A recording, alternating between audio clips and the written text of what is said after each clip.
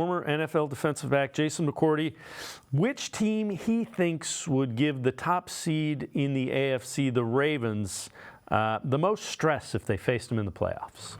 Give me the Browns hat. I'm going with the Browns. I'm saying right in the division. I'm going with smoking Joe Flacco. He is a guy that used to be the quarterback of the Ravens. And I just think the way the Cleveland Browns are playing right now, Flacco's throwing the ball 40 times a game, but he is getting it done. And then on top of that, have you seen their defense? Myles Garrett leading the way. They have been so good. So for the Baltimore Ravens, you look at this AFC side, you're like, all right, the Miami Dolphins, they could possibly be the Tuesday. It's like, well, no, the Ravens just beat up on them. It's like the Chiefs, well, no, Mahomes, and they haven't quite figured it out. The Cleveland Browns are a team that they just seem to be getting better and better each and every time. Kevin Stefanski has done a great job with them. I'm rolling with the Browns. You know what? Give me that. Yeah, Jacob, when you think about it, the Browns have beaten the top seeds in each of the conferences. They're the only team that's beaten the Ravens and the 49ers.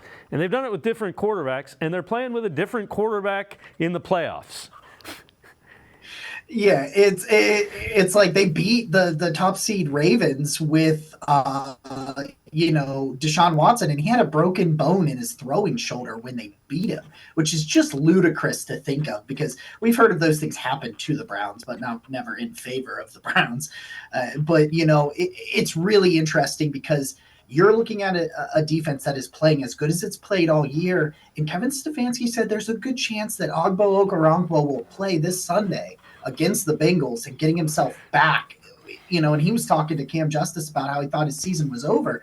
So this defense, who's really led the charge all year, is potentially getting back to better strength. I know they lost Anthony Walker today to IR, but getting one of their pass rushers back that has really been a big part of it earlier in this year. It's just they have shown, even prior to this year, that they have been a tough matchup for Lamar Jackson and the Ravens.